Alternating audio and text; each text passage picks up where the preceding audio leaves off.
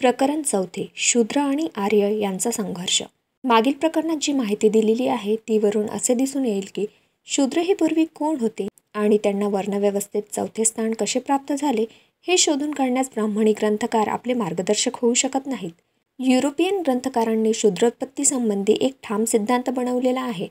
या सिद्धांताची अंगे आहेत. त्याबद्दल सर्व युरोपियन ग्रंथकारांमध्ये एकमत आहे असे नाही. उलट अंशी सदर सिद्धांताच्या काही अंगाबद्दल त्यांच्यात पूर्णपणे एकमत आहे. ते येणेप्रमाणे: 1. ज्यांनी वैदिक वाङ्मय तयार केले ते लोक आर्यवंशाचे होते. 2. हे लोक मूळचे हिंदुस्थानाबाहेरचे, त्यांनी हिंदुस्थानावर स्वारी केली. 3. हिंदुस्थानचे मूळ रहिवासी दास व दस्यू नावाने ओळखले जात असत व त्यांचा वंश व आर्यांचा वंश यांच्यात फरक होता. 4. आर्यांचा रंग गोरा होता, दास व दस्यू यांचा रंग काळा होता. 5. आर्यांनी दास व दस्यू यांना जिंकून अंकित केले. 6. दास व दस्यू यांना जिंकल्यानंतर त्यांना आर्यांनी गुलाम केले व शूद्र हे नाव दिले. 7. आर्यांना काड्या वंशातील लोकांबद्दल तिरस्कार उत्पन्न झाला व वर्णभेदाच्या पायावर त्यांनी चातुर्वर्ण्य उभारले. हेतू हा की आर्याचा गोरा वंश आणि दास व दस्यू यांचा काळा वंश हे परस्परांपासून भिन्न राहावेत. हिंदी आर्य समाजात शूद्र कसे उत्पन्न झाले व त्यांना कोणते स्थान मिळाले याबद्दलचा युरोपियन लोकांचा जो सिद्धांत आहे त्यातील मूलभूत तत्वे वरच्या स्तंभात सांगितलेली आहेत. हा सिद्धांत खरा आहे की खोटा आहे ते आत्ताच सांगता येत नाही. याच बाबतीत ब्राह्मणी ग्रंथकारांनी अनेक सिद्धांत मांडले आहेत. शूद्रोत्पत्ती हे एक सामाजिक बाब आहे असे युरोपियन ग्रंथकार मानतात. उलटपक्षी ती एक परमेश्वरी इच्छेनुसार झालेली घटना आहे असे ठरवण्यासाठी ब्राह्मणी ग्रंथकार आपल्या सर्व सिद्धांताची उभारणी करतात व ते सिद्धांत लोकांच्या मनावर चांगले ठसवून देण्यासाठी त्यांनी बरीच लांबलचक व कंटाळवाणी खुलासे वजा तर्कट मांडली आहेत. शूद्रोत्पत्ती ही एक सामाजिक घटना आहे हा युरोपियन ग्रंथकारांचा सिद्धांत आपणापुढे आहे ही समाधानाची गोष्ट आहे, कारण तो सिद्धांत सामाजिक घटनेबद्दल जे तर्कशुद्ध स्पष्टीकरण हवे असते ते स्पष्टीकरण देण्याचा प्रयत्न करीत आहे. उलटपक्षी ब्राह्मणी ग्रंथकारांचे सिद्धांत म्हणजे मूर्ख माणसाच्या बाष्कळ बडबडण्याचा अर्क वाटतात. शूद्रोत्पत्ती हा एक मोठा विचार करण्यासारखा प्रश्न आहे. ही दृष्टी ब्राह्मणी ग्रंथकारात नाही, म्हणून ते त्या प्रश्नाला मुळीच स्पर्शही करीत नाहीत. युरोपियन ग्रंथकारांना ती दृष्टी आहे व त्याच दृष्टीने त्यांनी हा प्रश्न हाताळला आहे, म्हणून त्यांचा सिद्धांत शूद्रोत्पत्तीचे संशोधन करण्यास बराच मार्गदर्शक वाटतो. युरोपियन ग्रंथकारांचा सिद्धांत कितपत खरा किंवा खोटा आहे हे पाहण्यासाठी त्यातील एकूण एक मुद्दा पुराव्यानिशी अभ्यासून पाहणे इष्ट आहे. आर्यवंश या नावाचा एक वंश अस्तित्वात होता. या पायावर युरोपियन ग्रंथकारांनी आपल्या सिद्धांताची उभारणी केली आहे. या मुद्द्याचा प्रथम विचार करणे जरूर आहे. हा आर्यवंश म्हणजे काय? या प्रश्नाची छाननी करण्याअगोदर वंश म्हणजे काय हे आपण समजावून घेतले पाहिजे. हा मुद्दा समजावून घेण्याचे कारण असे की वंश व लोक या दोन शब्दांनी काही लोकांना ओळखण्यात येते. ती चूक आपल्या हातून होऊ नये, कारण ज्यू यांना बरेच ग्रंथकार ते लोक या सदरात असलेले तरी त्यांना वंश या सदरात धरतात. वास्तविक ज्यू या शब्दाने वंश याचा बोध होत नाही, तरी पण तसा समज प्रचारात आहे. या बाबतीत ज्यांची मते अधिकृत समजली जातात त्यात प्रोफेसर रिप्ले हा ग्रंथकार आहे. ज्यूबद्दल ते म्हणतात, ज्यू या शब्दाने लोक याबद्दलचा बोध होतो, वंशाचा बोध होत नाही. आपल्या एकंदर विवेचनात हा शेवटचा मतितार्थ होय. हा मतितार्थ काहीसा परस्पर भिन्न स्वरूपाचा आहे असे वाटते, तरी पण तोच मतितार्थ खरा आहे असे आपण ठाम समजून चालूया. हा मतितार्थ खरा आहे याचा पुरावा आपणाला ज्यू लोकांच्या चेहऱ्यांच्या आकारात मिळतो. त्यांच्यामध्ये इतर काही वैशिष्ट्ये पण दिसून येतात, पण ते गुण ज्यू लोकांनी पिढ्यानपिढ्या खस्ता खाऊन आत्मसात केले आहेत. आपले रक्त निर्मळ राखून ठेवले म्हणून त्यांच्या सदर गुण उत्पन्न झाले हे खरे नव्हे. म्हणजे असे की सदर गुण त्यांना आनुवांशिक रीतीने प्राप्त झालेले नाहीत. वंश म्हणजे काय? आनुवांशिकपणे मिळालेले काही विशिष्ट गुणधर्म ज्यांच्यामध्ये दिसून येतात अशा लोकांचा समाज, अशी वंश शब्दाची व्याख्या करता येईल. एकेकाळी अशी समजूत होती की एखाद्या वंशाची पाहणी करायची असेल तर त्या वंशातील काही विशिष्ट गुणधर्म लक्षात घेतले पाहिजे, जसे की 1. डोक्याचा आकार, 2. केस व डोळे यांचा रंग, 3. अंगाच्या कातडीचा रंग आणि 4. शरीराचा बांधा. हे ते विशिष्ट गुणधर्म होत. अलीकडील विद्वानांचे सर्वसाधारणपणे असे मत ग्राह्य मानले जाते की शरीराच्या कातडीचा रंग आणि शरीराचा बांधा हे शरीराचे गुणधर्म हवा व प्रदेश यांच्यावर अवलंबून असतात, म्हणून शरीराचा रंग व बांधा ही एखाद्या लोकाचा वंश ठरवण्याच्या बाबतीत उपयोगी पडत नाही. कोणत्याही हवेत व प्रदेशात राहणारे लोक कोणत्या वंशाचे आहेत हे शोधून काढण्यास त्यांच्या डोक्याचा आकार उपयोगी पडतो. डोक्याचा आकार म्हणजे डोक्याची लांबी, रुंदी आणि उंची यांचे सर्वसाधारण प्रमाण. एखाद्या समाजातील लोकांचा वंश कोणता आहे हे ठामपणे ठरवण्यास उपयोगी पडतो. म्हणून वंश ठरवण्याचा खात्रीलायक उपाय हाच होय, असे मानव वंशशास्त्रज्ञ समजतात. डोक्याच्या आकारावरून एखाद्या माणसाचा वंश कसा शोधून काढावा याबद्दलचे एक अचूक शास्त्र मानवशास्त्रज्ञांनी तयार केले आहे. त्याला वंश दिग्दर्शक शास्त्र म्हणतात. डोक्याचा आकार मोजण्याचे 2 प्रकार या शास्त्राने शोधून काढले आहेत. 1. शीर्ष सूची आणि 2. वदन सूची असे ते प्रकार होत. सूची मानवाचा वंश ठरवते. 1. कानाच्या वरची डोक्याची रुंदी आणि कपाळापासून खोचीपर्यंत डोक्याची लांबी याचे शतांशाचे प्रमाण येईल ते शीर्ष सूचक होय. आणि 2. डोके आणि चेहरा यांच्यामधील प्रमाणासंबंधी. या 2 प्रकारावरून बरेच निष्कर्ष काढले आहेत. दुसऱ्या प्रकारावरून असा निष्कर्ष काढला आहे की ज्याचे डोके रुंद आहे त्याचा चेहरा गोल असतो, म्हणजे त्याच्या गालाच्या हाडाच्या मागच्या बाजूपर्यंतची रुंदी त्याच्या हनुवटीपासून कपाळापर्यंतच्या लांबीपेक्षा जास्त असते. लांब डोके व उभट चेहरा आणि आखूड डोके व गोल चेहरा असा सर्वसाधारण ठोकताळा शास्त्रज्ञांनी बसवला आहे. प्रोफेसर रिप्ले वंशशास्त्रावरील अद्वितीय अधिकारी आहेत. त्यांच्या मते युरोपियन लोक 3 वंशाचे आहेत. याबाबतीत त्यांनी जे निष्कर्ष काढले आहेत ते पुढील प्रमाणे. युरोपियन लोकांच्या वंशाचे प्रकार. ट्यूटोनिक, डोके लांब, तोंड लांब, केस साधारण काळे, डोळे निळे, शरीराचा बांधा उंच, नाक साधारण अणकुचीदार. 2. अल्पाईन किंवा सेल्टिक, डोके गोल, तोंड गोल, केस साधारण, डोळे तांबडे, शरीराचा बांधा मध्यम, नाक रुंद व जाड दणकट. 3. मेडिटेरेनियन, डोके लांब, तोंड लांब, केस गडद पिंगट किंवा काळे, डोळे काळे, शरीराचा बांधा मध्यम नाजूक, नाक साधारणतः रुंद. शारीरिक दृष्टीने पाहिले तर आर्यवंश अस्तित्वात आहे असे वाटते काय? या विषयावर 2 प्रकारची मते प्रदर्शित केली जातात. एक मत आर्यवंश अस्तित्वात आहे असे मानतात. ते मत असे: डोळ्यात भरणाऱ्या अशा आर्यवंशातील लोकांच्या शारीरिक खुणा म्हणजे चाफेकडीसारखे नाक लांबट आणि प्रमाणबद्ध अरुंद चेहरा, पूर्णपणे वाढ झाल्यामुळे उठावदारपणे दिसणारे सर्व अवयव आणि चेहऱ्याची सुबक व मनोवेधक ठेवण.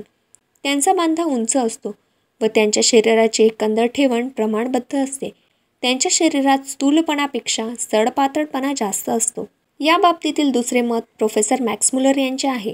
वाङ्मयशास्त्रावर त्यांनी जी भाषणे केली आहेत त्यात त्यांनी असे मत मांडले आहे की आर्य हा शब्द निरनिराळ्या 3 अर्थांनी वेदवाङ्मयात वापरला आहे. असे ते म्हणतात. अर किंवा आर हे जगातील फार जुने नाव पृथ्वीला देण्यात आले होते असे या शब्दावरून मला वाटते. या शब्दांचा अर्थ नांगरलेली जमीन असा होतो. हे शब्द संस्कृत वाङ्मयातून लुप्त झाले आहेत. ग्रीक वाङ्मयाने त्यांना जपून ठेवले आहे. ग्रीक वाङ्मयात इरा हा शब्द म्हणजे जमीन धारण करणारा किंवा जमीन पेरणारा या अर्थांनी ते शब्द आर्यांनी वापरले असावेत. वीस या शब्दापासून वैश्य हा शब्द तयार झाला. त्याचा अर्थ घरवाला माणूस. इडा ही मनुची कन्या. नांगरलेल्या जमिनीला ही इडा असे म्हणत असेत. कदाचित इडा हा शब्द आर्याचा अपभ्रंश असावा. जमीन नांगरणे किंवा पेरणे या अर्थाने आर्य या शब्दाचा दुसरा उपयोग केला आहे.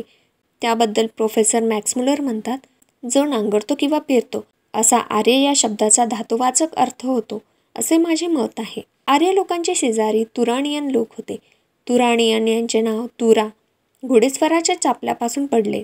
तुराणियन लोकांपासून आपण वेगळे आहोत हे दाखवण्याच्या बुद्धीने आर्यांनी आर्य शब्दाची योजना जमीन नांगरणारे किंवा पेरणारे या अर्थांनी स्वतःसाठी केली असावी. आर्य लोकात वैश्यांचा फार मोठा भरणा होता. आर्य हा शब्द वैश्यांना लावित असत. हा तिसरा अर्थ प्रोफेसर मॅक्स मुलर यांनी पाणिनीच्या आधारावरून काढला आहे. याचा चौथा अर्थ उत्तम जन्माचा हा बराच पुढील काळात रूढ झाला असावा. आर्यवंश याबद्दल प्रोफेसर मॅक्स मुलर यांचे मत आपणाला समजावून घ्यायचे आहे. त्यांचे मत खालीलप्रमाणे आहे. निर्भीड रक्तावरून आर्यवंश पाहू म्हटले तर तसा आर्यवंश मुळी अस्तित्वातच नाही. शास्त्रशुद्ध भाषेच्या दृष्टीने पाहिले तर आर्य हा शब्द कोणत्याही वंशाला लागू करता येत नाही. आर्य या शब्दाने फक्त भाषेचा बोध होतो, वंशाचा नाही. आपण कधीकधी आर्यवंश या अर्थाने बोलतो तेव्हा त्याचा अभिप्रेत अर्थ असा होतो की आपण आर्य भाषा या अर्थाने बोलत आहोत. हा फरक आपण समजून घेतला पाहिजे. पुन्हा पुन्हा सांगितले आहे की मी जेव्हा आर्यांच्याबद्दल बोलतो तेव्हा माझ्या बोलण्याचा रोख आर्यांचे रक्त, त्यांचे हाडके, त्यांचे केस व डोक्याची कवटी या गोष्टीकडे नसतो.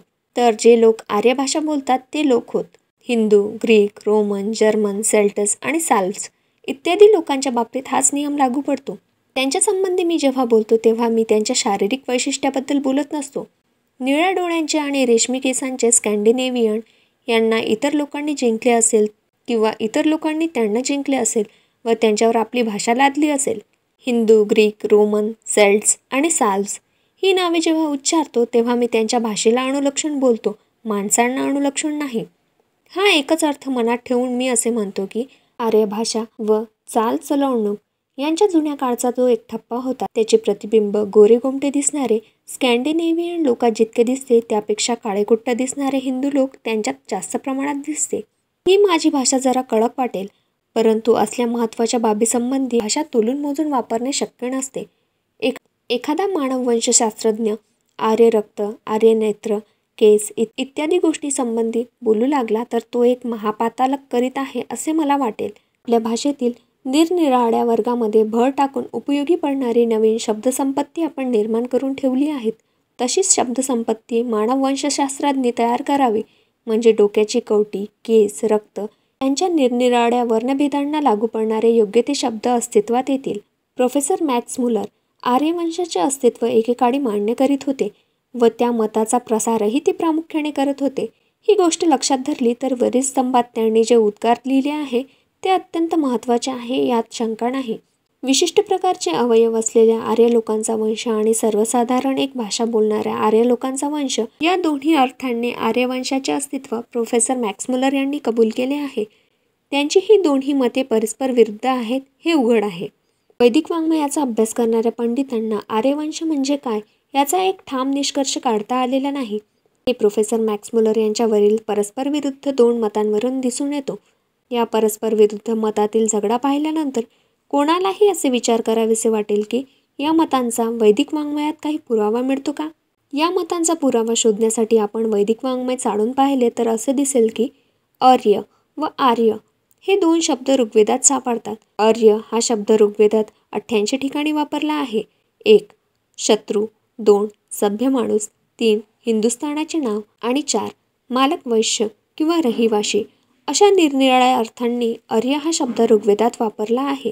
आर्य हा शब्द ऋग्वेदात 31 ठिकाणी वापरला आहे, परंतु तो आर्यवंश या अर्थाने एकाही ठिकाणी वापरलेला नाही. वर केलेल्या विवेचनावरून असे स्पष्ट होते की अर्य व आर्य हे शब्द वंशवाचक अर्थाने ऋग्वेदात मुळीच वापरलेले नाहीत.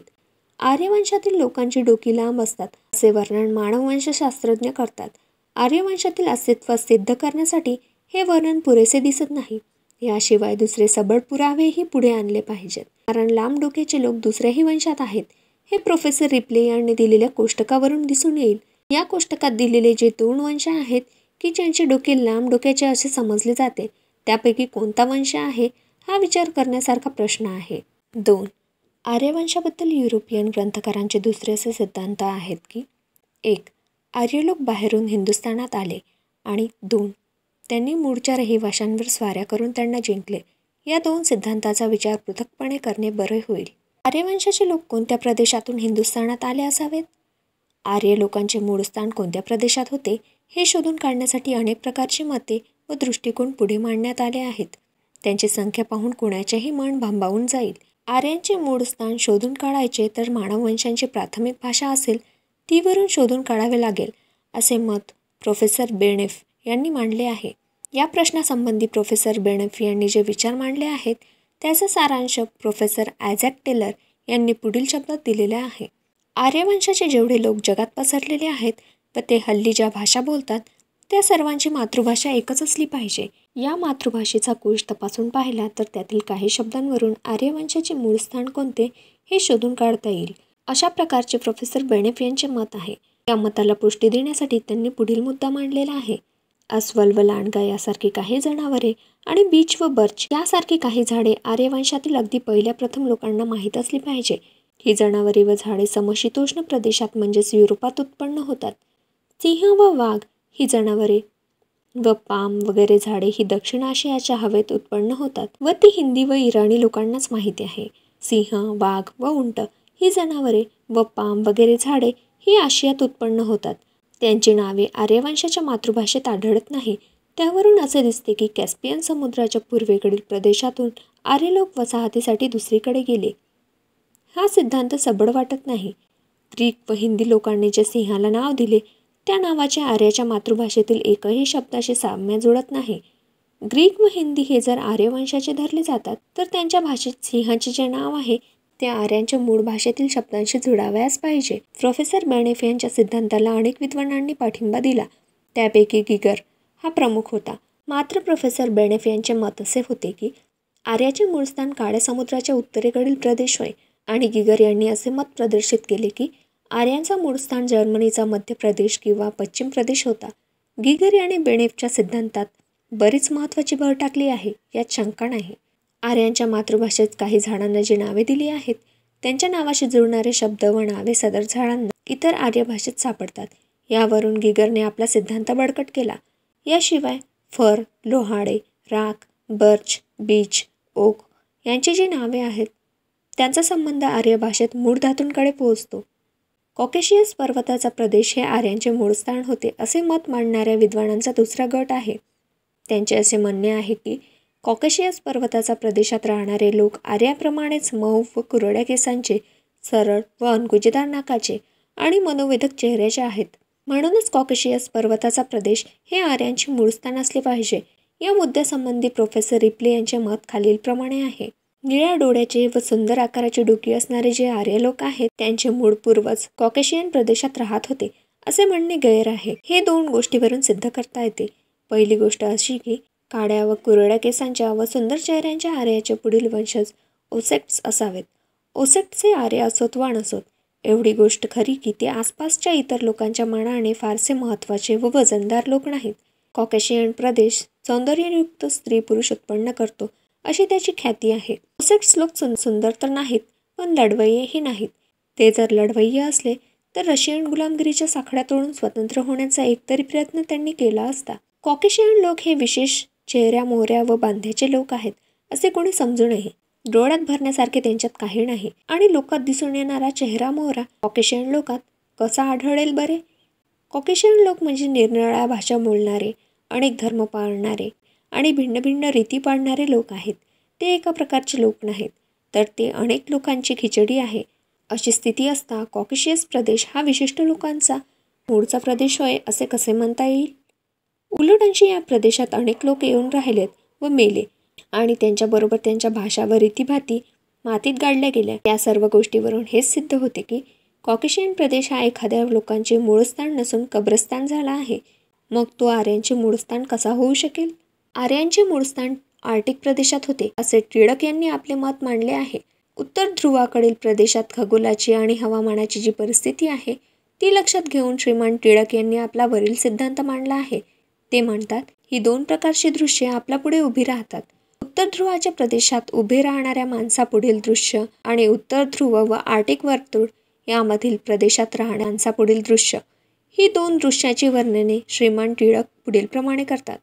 1. उत्तर ध्रुव. 1. सूर्योदय दक्षिणेस होतो. 2. तारे उगवतात, मावळत नाहीत. ते क्षितिजापासून जितके वर असतील त्या पातळीत फिरतात. त्यांची एक फेरी 24 तासांची असते. आकाशाच्या उत्तरेकडील अर्धा भाग हा सरळ डोक्यावर येतो. तो सर्व वर्षभर दृश्य असतो. आकाशाच्या दक्षिणेकडील अर्धा भाग सदोदित अदृश्य असतो. 3. एक रात्र एक दिवस मिळून वर्ष होते. रात्र व दिवस 6-6 महिन्याचे असतात. 4. वर्षातून फक्त एकच सकाळ व एकच सायंकाळ असते. म्हणजे वर्षातून सूर्य फक्त एकदा उगवतो आणि एकदा मावळतो. परंतु सकाळचा व संध्याकाळचा प्रकाश सुमारे 2 महिने टिकतो. सकाळचा व संध्याकाळचा हा तांबूस प्रकाश एकाच दिशेला पसरलेला असतो असे नाही. कुंभाराच्या चाकाप्रमाणे तो फिरतो. त्याची एक फिरकी 24 तासांची असते. सूर्याचे बिंब क्षितिजावर येईपर्यंत सकाळच्या प्रकाशाचे फिरणे चालू असते. त्यानंतर सूर्याचे फिरणे 6 महिने चालते. म्हणजे असे की उत्तर ध्रुवावर बघणाऱ्या माणसाभोवती सूर्य फिरत राहतो व त्याची एक फेरी 24 तासाची असते. 2. उत्तर ध्रुव व आर्टिक वर्तुळ यामधील प्रदेश. 1. सूर्य नेहमी बघणाऱ्या माणसाच्या डोक्याच्या दक्षिणेस राहील. हाच प्रकारचा समशीतोष्ण प्रदेश बघणारा माणूस पाहू शकेल.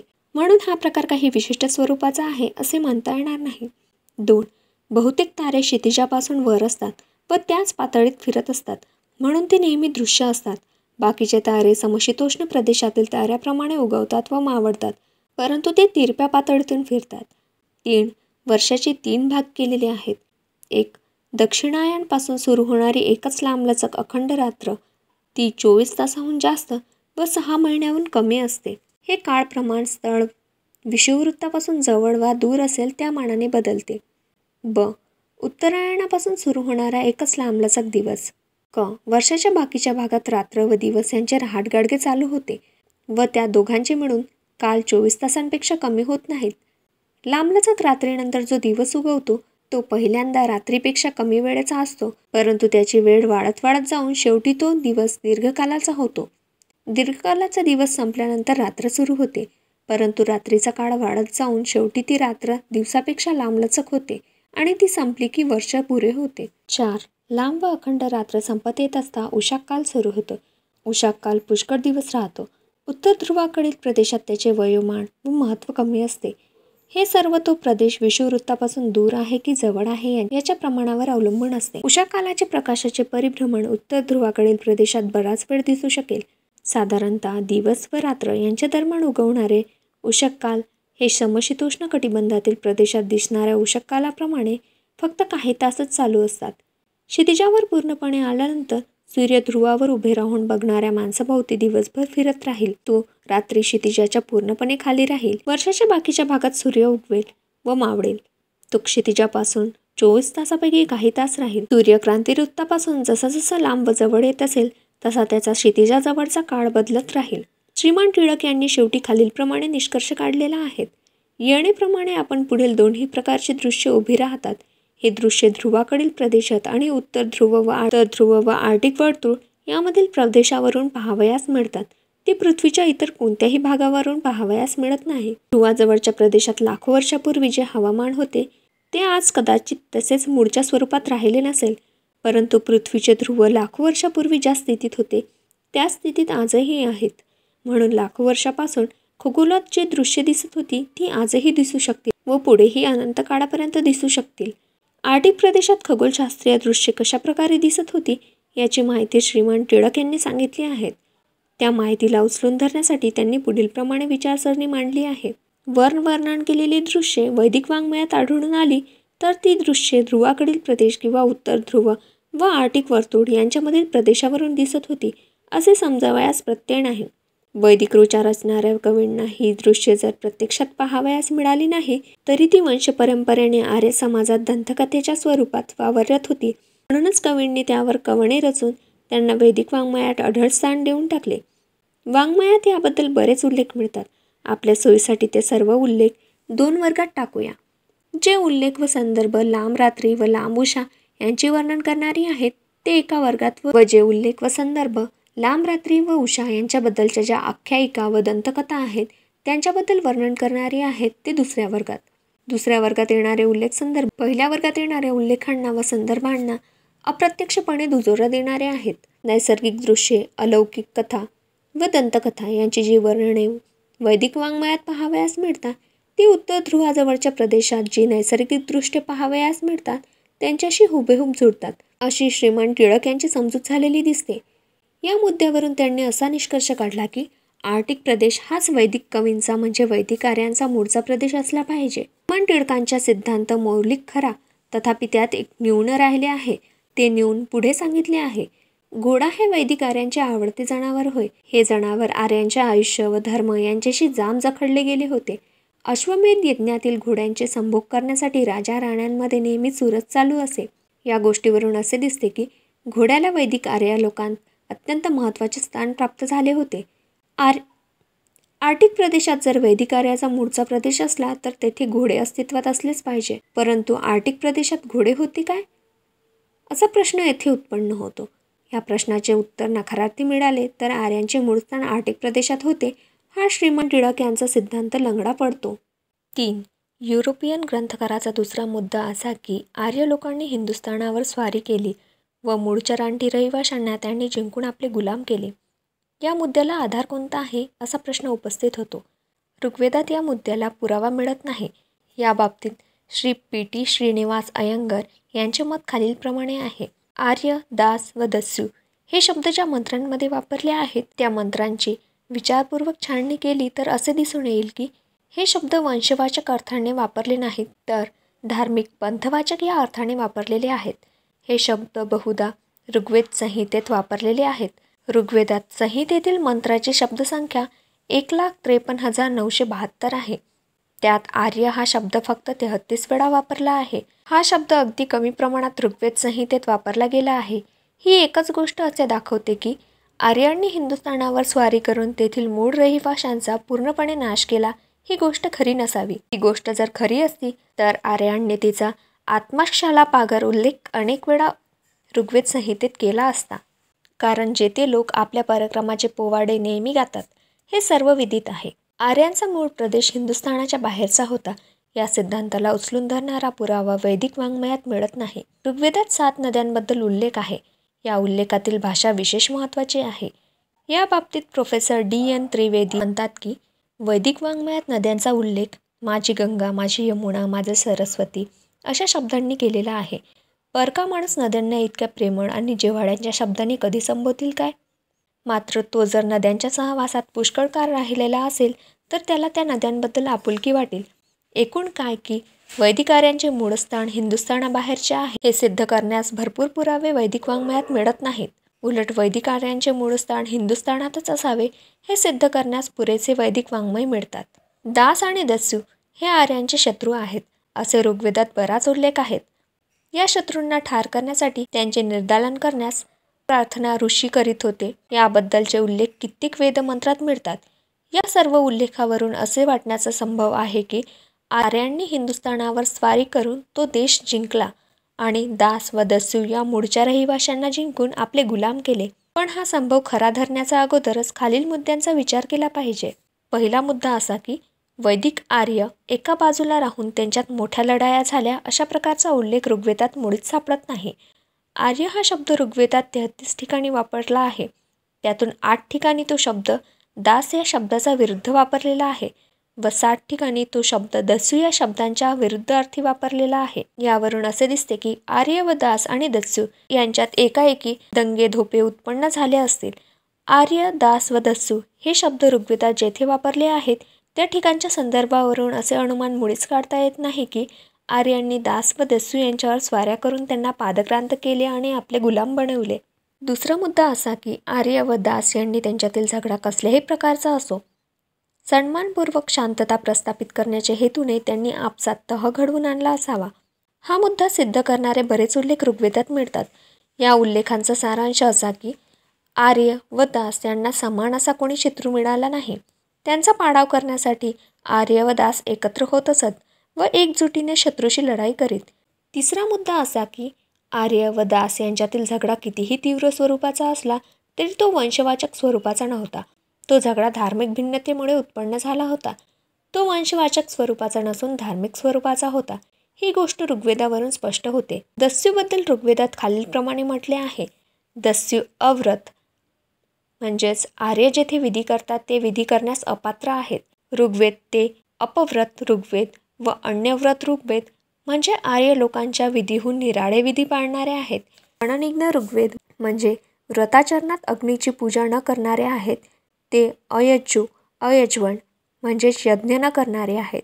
ते अब्रह्म म्हणजे प्रार्थना न करणारे किंवा यज्ञात पुरोहित आणणारे असे आहेत. ते अनऋचा म्हणजे ऋचा न आणणारे असे आहेत. ते ब्रह्मद्वीप म्हणजे प्रार्थना करण्याचा कंटाळा करणारे किंवा ब्राह्मणांचा द्वेष करणारे आहेत. ते अनिद्र ऋग्वेद म्हणजे त्यांना इंद्र नाहीत किंवा ते इंद्रांचा तिरस्कार करणारे आहेत. ते दुधाची धार काढणे आणि अग्नीवर अन्न शिजवणारे नाहीत. ते ब्राह्मणांना दान देत नाहीत. याशिवाय ऋग्वेद 10, 22, 8 मधील उल्लेख विशेष महत्त्वाचा आहे. तो पुढील प्रमाणे जे यज्ञ करीत नाहीत किंवा ज्यांचा इतर धार्मिक गोष्टी करण्याबद्दल काडी इतकाही विश्वास नाही अशा दस्यूंमध्ये आपण राहतो. त्यांचे धार्मिक विधी अगदी निराळ्या स्वरूपाचे आहेत. मनुष्य या पदवीला ते लायक नाहीत. शत्रूंचा नाश करणाऱ्या परमेश्वरा दासांचा सत्यानाश करून टाक. ऋग्वेदातील जे निरनिराळे उल्लेख वर सांगितले आहे त्यावरून हेच सिद्ध होते की आर्यांनी अनार्य, दास व दस्यू यांच्यावर स्वारी करून त्यांना आपले गुलाम केले या सिद्धांताला ऋग्वेदात सबळ पुरावा मिळत नाही. 4. आर्य लोक आणि त्यांची हिंदुस्थानावरील स्वारी व त्यांना दास व दस्यू यांच्यावर लादलेली गुलामगिरी याबद्दल आतापर्यंत आपण माहिती दिली. आर्य लोकांच्या बाजूला प्रामुख्य देऊन वरील माहिती दिली आहे. दास व दस्यू यांच्या बाजूला प्राधान्य देऊन वरील मुद्द्यासंबंधी विचार करणे इष्ट आहे. दास व दस्यू ही नावे कोणत्या अर्थाने वापरली गेली तसे हा सिद्धांताचा पुरावा म्हणून अनस हा शब्द व त्यावरील अर्थ ही पुढे मांडण्यात येतात. सायणाचार्याच्या मते अनस म्हणजे बिनतोंडाचा म्हणजे चांगली बोली न बोलणारा. प्रोफेसर मॅक्स मुलर व सायणाचार्य हे अनस हा शब्द निरनिराळ्या पद्धतीने उच्चारतात म्हणून त्याचे अर्थ भिन्न झाले आहेत. अधिक नस असा उच्चार प्रोफेसर मॅक्स मुलर करतो तर अण अधिक अस असा उच्चार सायणाचार्य करतो.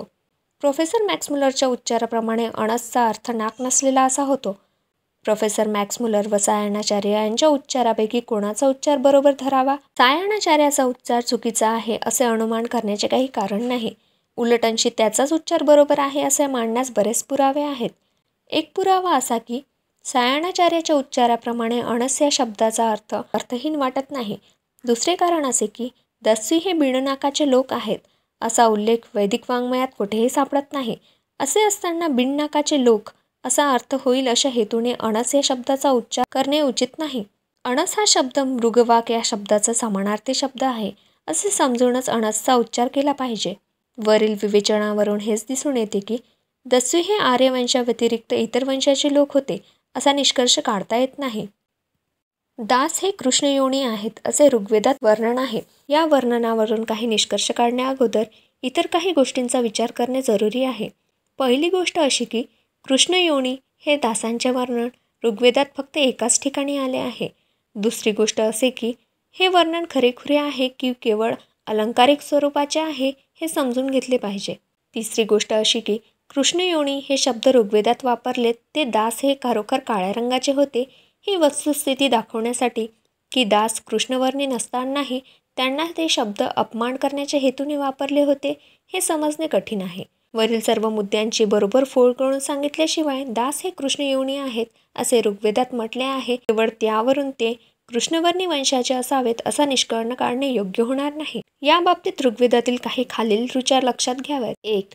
हे व्रजी, तू तुझ्या शक्तीने दासांना आर्य करून टाकले आहेस. दृष्ट लोकांना तू शिष्ट केलेत. ती तुझी शक्ती आम्हाला दे म्हणजे तिच्या प्रभावाने आम्ही आमच्या शत्रूला पादक्रांत करू. 2. इंद्र म्हणतो मी दस्यूंचे आर्यत्व नष्ट केले आहे. 3. हे इंद्रा, आर्य कोण आहेत व दस्यू कोण आहेत हे तू शोधून काढ व आर्य व दस्यू यांना परस्परांपासून दूर ठेव. वरील रुचांपासून असे स्पष्ट होते की आर्य व दास दस्यू यांच्यात जो भेद होता तो शारीरिक स्वरूपाचा किंवा वंशसूचक वर्णाचा नव्हता. अशी वस्तुस्थिती होती म्हणून दास व दस्यू यांना आर्य होता येत असे. ही वस्तुस्थिती लक्षात घेतली तर आर्य व दास यांना परस्परापासून दूर ठेवण्याचे काम इंद्राला होते याचे औचित्य कळून येईल. 5. युरोपियन ग्रंथकारांचा आर्यवंशाबद्दल जो सिद्धांत आहे त्याचे विवेचन वरील भागात केले आहे. त्यावरून असे दिसून येईल की हा सिद्धांत सर्व बाजूंनी लंगडा पडतो. एखादा सिद्धांत मांडावयाचा तर त्याबद्दल युरोपियन ग्रंथकार किती कसोशीने संशोधन करतात व संशोधित मुद्द्यांचे पृथक्करण किती बारकाईने करतात हे विदित आहे.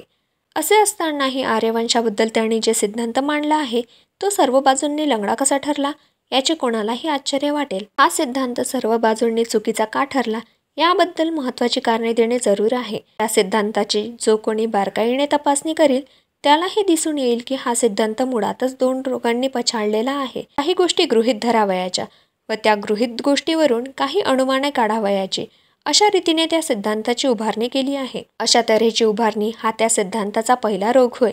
वरील सांगितलेल्या रीतीने या सिद्धांताची उभारणी केली असल्यामुळे ती उभारणी शास्त्रीय पद्धतीने केलेल्या संशोधनाच्या कसोटीला लागत नाही हा त्या सिद्धांताचा दुसरा रोग होय. सत्य गोष्टीची रचना करून त्या रचनेतून सिद्धांताची उत्क्रांती होऊ दिलेली नाही. उलटंशी सिद्धांताचे स्वरूप अगोदर आखण्यात आले पण त्यानंतर ते स्वरूप सिद्ध करण्यासाठी सत्य गोष्टींची निवड करण्यात आली. युरोपियन ग्रंथकारांना आर्यवंशाबद्दलचा सिद्धांत म्हणजे केवळ एक गृहीतक गोष्ट आहे यापेक्षा त्याला जास्त महत्त्व देता येत नाही. डॉक्टर बॉब यांनी तुलनात्मक व्याकरण या नावाचे एक युगप्रवर्तक पुस्तक लिहून 1835 साली प्रसिद्ध केले. आपल्या भाषाविषयक गाढ अभ्यासानंतर डॉक्टर बॉब यांनी जे भाषाविषयक अनुमान काढले ते त्यांनी आपल्या पुस्तकात ग्रंथित केले आहे. युरोपियन ग्रंथकारांचा आर्यवंशाबद्दलचा सिद्धांत डॉक्टर बॉप यांच्यावरील अनुमानावर आधारलेला आहे.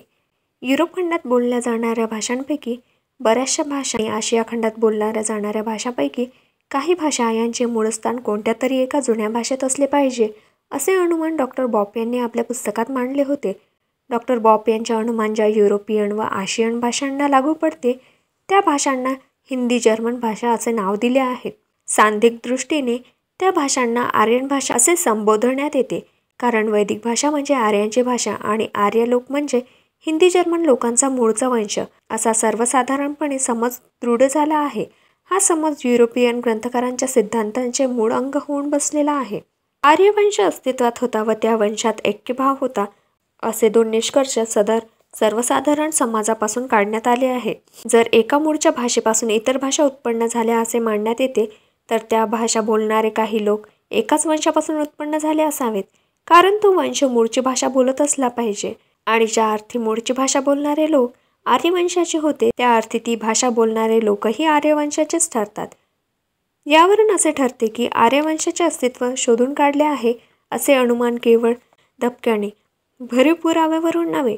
या अनुमानावरून दुसरे अनुमान असे काढण्यात आले आहे की आर्यवंशातील लोकांचे मूळ स्थान एक असावे, कारण आर्यांचे वसतिस्थान एक होते, म्हणूनच मूळची भाषा व्यवहारात वापरता येत असावी असे मानण्यात येते.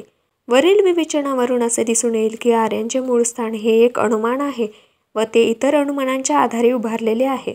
आर्यांनी हिंदुस्थानावर स्वारी केली हे युरोपियन ग्रंथकारांच्या सिद्धांताचे एक अंग आहे. ते अंगसुद्धा भरपूर पुराव्यावरून अस्तित्वात आणलेले नाही.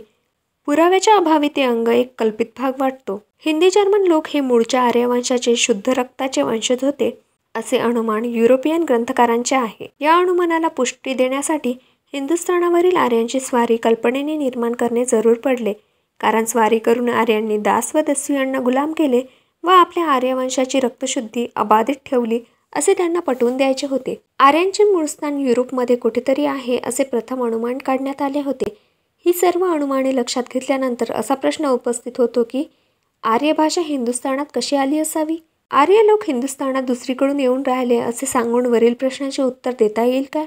आर्यांनी हिंदुस्थानावर स्वारी केली ही कल्पना करणे युरोपियन कसे जरूर पडले हे वरील विवेचनावरून दिसून येईल. युरोपियन ग्रंथकारांचे तिसरे अनुमान असे आहे की आर्य लोक इतर वंशातील लोकांपेक्षा श्रेष्ठ दर्जाचे होत.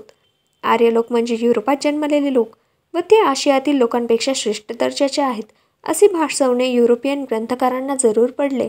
युरोपियन आर्य आशियातील लोकांपेक्षा श्रेष्ठ कसे हे दाखवायचे तर पहिल्याने दुसऱ्याला लढाईत जिंकले हे दाखवणे इष्ट वाटेल, म्हणून आर्यांनी हिंदुस्थानावर स्वारी केली व तेथील दास दस्यू यांना जिंकून गुलाम केले ही कल्पना निर्माण करावी लागली.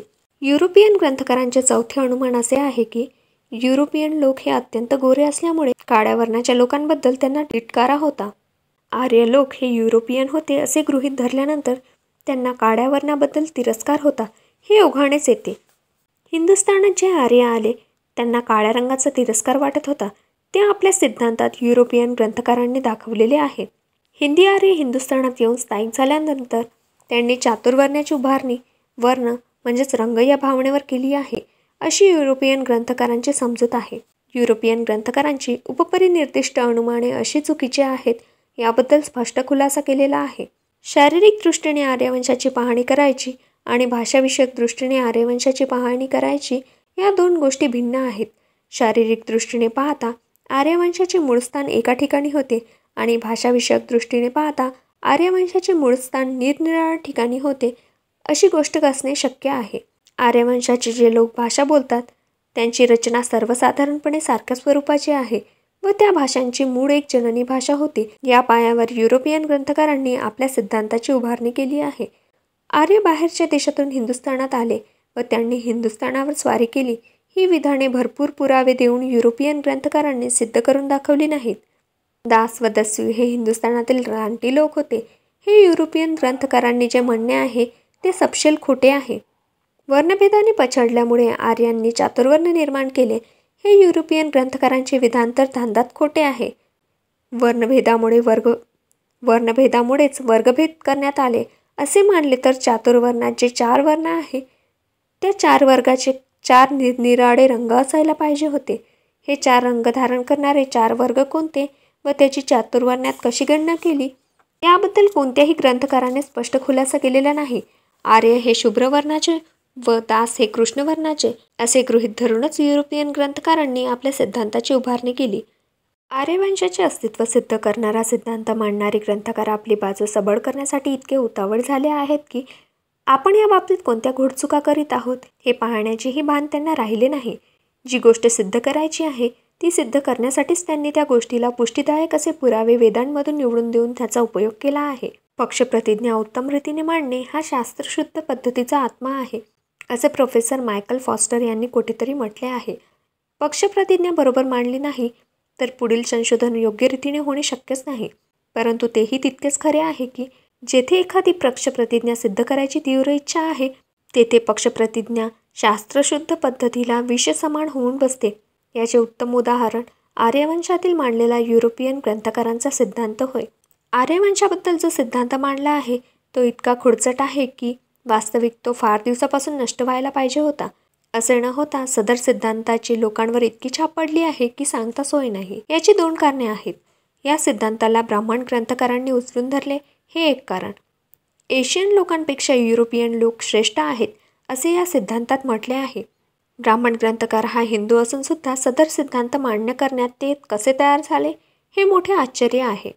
सदर सिद्धांत मान्य केल्यामुळे ब्राह्मण लोक युरोपियन लोकांपेक्षा कनिष्ठ आहेत असे ब्राह्मण ग्रंथकारांनी कबुली दिली आहे. सदर सिद्धांताला विरोध न करता ब्राह्मण ग्रंथकारांनी त्याला मोठ्या खुशीने उचलून धरले. याची कारणे उघड आहेत. ब्राह्मणाची द्विराष्ट्रवादाला मान्यता आहे. आपण आर्यवंशाचे आहोत आणि बाकीचे हिंदू अनार्य वंशाचे आहेत असा ब्राह्मणांचा दावा आहे. युरोपियन ग्रंथकारांचा सिद्धांत आपण उचलून धरला तर त्यामुळे आपण युरोपियन वंशाचे नातलग ठरतो व त्या मानाने युरोपियन लोकांप्रमाणे अनार्याबद्दल अनियंत्रित सत्ता गाजवायला आपणाला अधिकार मिळतो असा ब्राह्मणांचा समज झाला असावा. म्हणून त्यांनी युरोपियनांचा सिद्धांत शिरोधार्य मांडला असावा. आर्यांनी हिंदुस्थानावर स्वारी करून येथील रानटी अनार्यांना जिंकले. येथील रानटी अनार्यांना जिंकले हा जो सिद्धांताचा भाग आहे तो ब्राह्मणांना फारच आवडला आहे. कारण ब्राह्मणेतरावर पूर्वीचे जे ब्राह्मण श्रेष्ठत्व अनेक वर्षापासून स्थापन झाले आहेत त्याला पुष्टीदायक पुरावा त्या भागात मिळतो. म्हणून त्या भागाला ब्राह्मण लोक विशेष महत्त्व देतात. आर्यवंशाबद्दलचा सिद्धांत यापूर्वी नष्ट झालेला नाही. याचे दुसरे कारण असे की वर्ण म्हणजे रंग असे मत युरोपियन ग्रंथकारांनी वेळोवेळी प्रकट केले व त्या मताला ब्राह्मण ग्रंथकारांनी उचलून धरले. हा सिद्धांत बळकट होण्यामागे मुख्य हेच कारण आहे. वर्ण म्हणजे रंग असे जोपर्यंत मत प्रचलित राहील तोपर्यंत युरोपियन ग्रंथकारांचा सिद्धांत अबाधित राहील याबद्दल शंका नाही. आर्यवंशाच्या सिद्धांतात हा जो भाग आहे तो अत्यंत महत्त्वाचा आहे व म्हणून त्याबद्दल जास्त खोल विचार करणे जरूर आहे. या भागाचा विचार 3 निरनिराळ्या दृष्टीने केला पाहिजे. 1. युरोपियन वंशाचे लोक गोरे होते की काळे? 2. हिंदी आर्य लोक गोरे होते काय? 3. वर्ण याचा मूळचा अर्थ काय? फार प्राचीन काळच्या युरोपियन लोकांचा वर्ण कोणता होता याबद्दल साधकबाधकपणे विचार करून प्रोफेसर रेपले यांनी आपले असे ठाम मत बनवले आहे की तो वर्ण काळा होता असे ते म्हणतात. आतापर्यंत अनेक पुराव्यांची छाननी करून आपली अशी खात्री पडली आहे की फार प्राचीन काळचे युरोपियन लोक लांब डोक्याचे व कृष्णवर्णाचे होते. दक्षिण फ्रान्समध्ये क्रो मॅग्नॉक जातीचे जे लोक सध्या राहतात त्यांचे इतिहास पूर्व जुनाटपण आपण सिद्ध केले आहे. या जातीचे जे शेतकरी आहेत त्यांचे काळे केस व डोळे उठावदारपणे भरतात. या लोकांनी व ब्रिटिश बेटातील लोकांची तुलना करून पाहिले तर असे दिसून येते की वेल्स, आयर्लंड आणि स्कॉटलंड या देशातील भुरक्या केसांचे लोक हेच ब्रिटनच्या प्राचीन काळच्या लोकांचे वंशज असावेत असे वाटते. याशिवाय गॉरफॉगन या विचित्र प्रदेशाकडे पाहिले तर आपणाला तेच दिसून येते. उत्तर इटलीतील पूर्वी होऊन गेलेले लिगुरियन नावाचे जे गॅरफॅग्नॉन येथे फार दिवस राहिले होते. या प्रदेशातील रहिवाशांचा रंग काळाकुट्ट होता.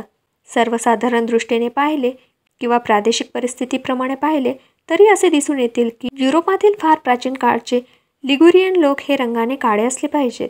या लोकात भूमध्य समुद्राच्या रहिवाशांची रंगरूपाची छटा होती. स्कॅन्डिनेव्हियन रहिवाशांच्या रंगरूपाची छटा नव्हती.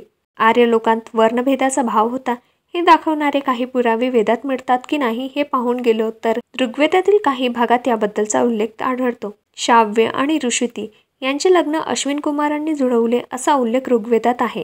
शाव्य हा काळा होता वरुषुती ही निमगोरी होती. वंदन यांचे प्राण वाचवले म्हणून अश्विनी कुमारांनी ऋग्वेदात प्रार्थना केली आहे. वंदन यांचा रंग पिवळा होता. काही विशिष्ट गुणांनी युक्त आणि तांबूस पिंगट रंग असणारा असा मुलगा मला दे, अशी देवीची प्रार्थना एक आर्य करीत आहे, असा उल्लेख ऋग्वेदात सापडतो. वर दिलेल्या उल्लेखावरून दिसून येईल की वैदिक आर्यांमध्ये वर्णभेदाचा भाव उत्पन्न झाला नव्हता. वैदिक आर्य स्वतः एका रंगाचे नव्हते, तर मग त्यांच्यातच वर्णभेद भाव कुठून उत्पन्न होणार? वैदिक आर्याचे रंग निरनिराळे होते. काहींचे रंग तांबूस होते, काहींचे पांढरे आणि काहींचे काळे. दशरथाचा मुलगा राम याचे वर्ण श्याम म्हणजे काळ्या रंगाचे असे केले आहे. यादव वंशातील कृष्ण याचेही वर्णन तसेच केले आहे. राम व कृष्ण हे दोघेही वेगवेगळ्या आर्य वंशाचे होते. ऋग्वेदातील पुष्कळ ऋचा दीर्घतत्सम ऋषींनी रचल्या आहेत.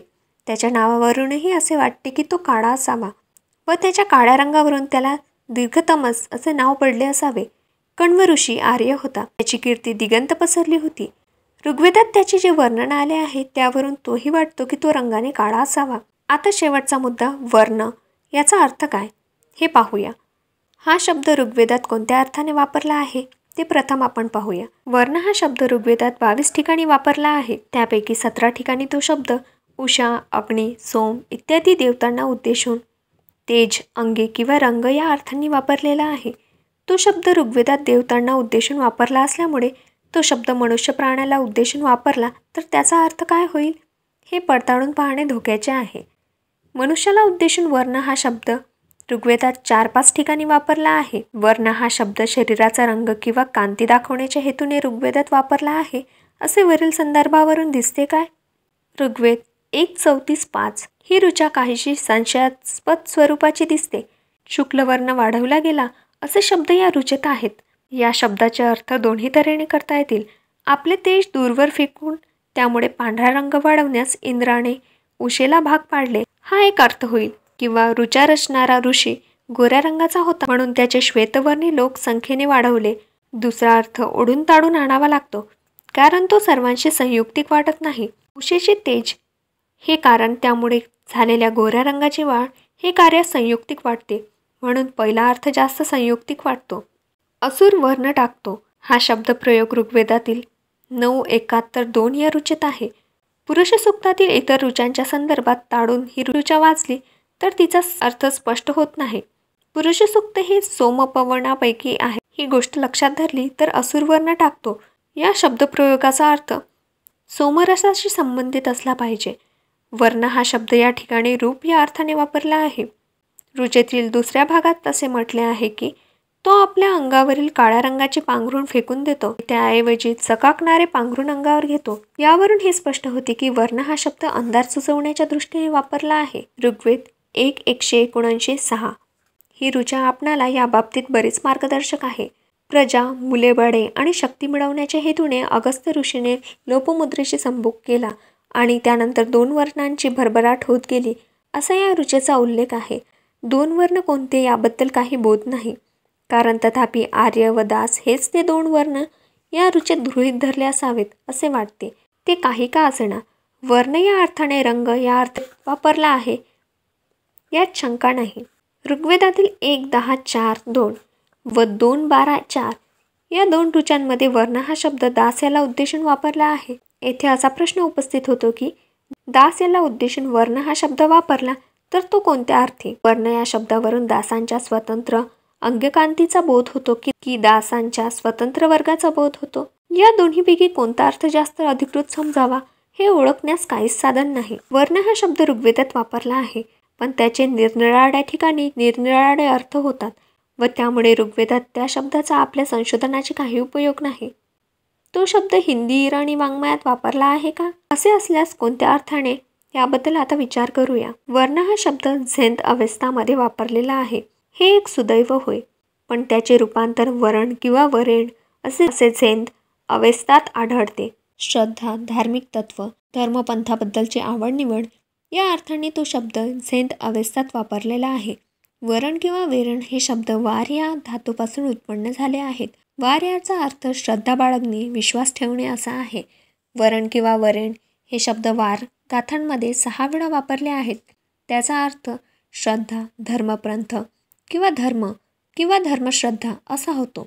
तो शब्द गाथा अथो नवैती यासनं हा 30 श्लोक 2 यात वापरलेला आहे. त्या श्लोकांचा अर्थ खालीलप्रमाणे आहे. मी जे श्रेष्ठतम सत्य जाहीर करत आहे ते लक्षपूर्वक ऐका व त्याचे मनन करा. प्रकाशित झालेल्या मनाने तुम्ही आत्मचिंतन करा. प्रत्येक माणसाने स्वतःसाठी धर्मश्रद्धा शोधून घ्यावे. आम्ही जे शिकवत आहोत त्याबद्दल प्रत्येकाने व्यक्तिशः मृत्यूपूर्वी जागरूकता दाखवली पाहिजे. एखाद्या पुरुषाने अगर स्त्रीने आपल्या सद्सद्विवेक बुद्धीने आणि तर्कशक्तीला जी धर्मतत्वे पटतील त्या धर्मतत्वांना स्वतः निवडून काढावीत व ती नीटपणे पाडावीत अशा आशयाचे उपदेश झरथुष्ट्र यांनी केले आहे व ते उपदेश अनेक गाथांमध्ये ग्रंथित केले आहेत. अशा प्रसिद्ध उपदेशांपैकी वर सांगितलेला उपदेश एक आहे. सदर गाथेत वापरलेला शब्द अवर्णेनु विचित्थाया असे आहेत. अवर्णेनु या शब्दाचा अर्थ धर्मश्रद्धा आहे. विचित्थाया या शब्दाचा अर्थ तर्काला पटवून निवडलेला योग्य प्रकारची निवड करण्याची शक्ती असा आहे. वर्ण हा शब्द गाथा अणुनैवी यासनं हा 31 श्लोक 11 यातही वापरलेला आहे. या श्लोकात असलेला शब्द वरणेंगे हा आहे. वरण म्हणजे धर्मश्रद्धा. या शब्दाचे द्वितीयाचे अनेक वचन वरणेनेंगे असे होते. मनुष्याची उत्पत्ती कशी झाली याबद्दलचा सिद्धांत झरथुष्ट्र याने या श्लोकात मांडला आहे.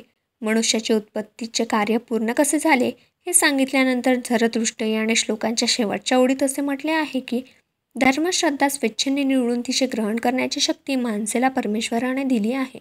वर्ण हा शब्द गाथा उष्टवैती यासनं 45 श्लोक 9 यातही वापरला आहे. प्रत्यक्ष शब्द वरेण असा आहे. या श्लोकात शेवटच्या ओळीत झरथुष्ट्र म्हणतो की दृष्टपणा म्हणजे दृष्ट जीभ. दृष्ट हेतूने प्रेरित होऊन जर दृष्ट धर्मश्रद्धा एखाद्याने निवडली तर त्याची जीभ दृष्ट होते. वर्ण हा शब्द गाथा उष्टवैती यासना हा 45 श्लोक 1 यातही वापरला आहे. प्रत्यक्ष शब्द वरेण म्हणजे धर्मश्रद्धा असा आहे.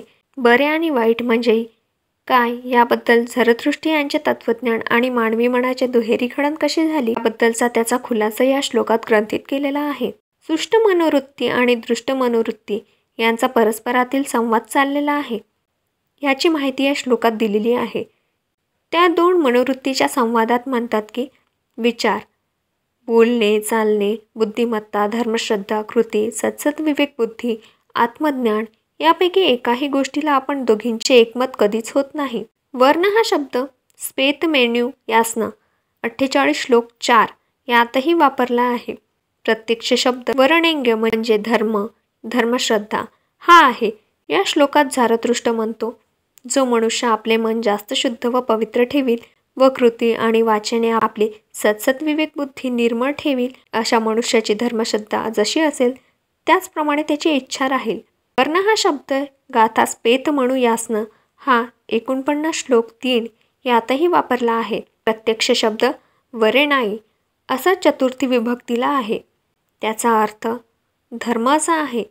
त्या श्लोकात ताश्काईशाई हा शब्द धर्म, धर्मपंथ, धर्मबंधन या अर्थी वापरलेला आहे. वरेणाई आणि ताश्काईशाई हे दोन शब्द या श्लोकात धर्म या अर्थाने वापरले आहेत. अहुरा ताश्काईशा म्हणजेच अहुरी धर्म हा शब्द प्रयोग या श्लोकात आहे.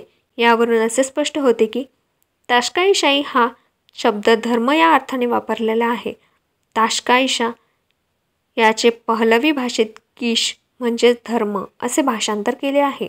वेंदीदात हे पुस्तक अवेस्ता भाषेत लिहिलेले आहे.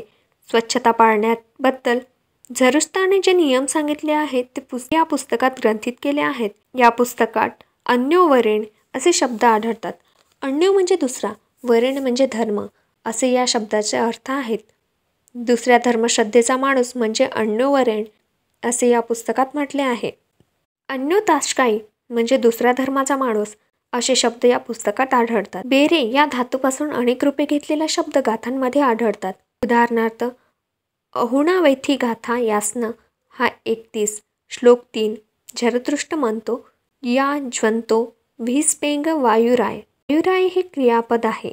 परमेश्वराबद्दल श्रद्धा ठेवण्याबाबत मी सर्व प्राणीमात्रांची मनधारणे करीन असा वायुराय याचा अर्थ आहे. यासनं हा 28 श्लोक 5 यात वायुरोई मैदी म्हणजेच आपण श्रद्धा शक्यतोवर घ्यावी या अर्थाने हे क्रियापद वापरले आहे. तुझ वरणेष्ण हे एक वरेण्य याचे मनोरंजक रूप गाथा वही विशिष्ट यासनं 53 श्लोक 9 यात वापरलेले आहे. ते साहित्य अर्थाने तृतीयेचे अनेक वचन आहे.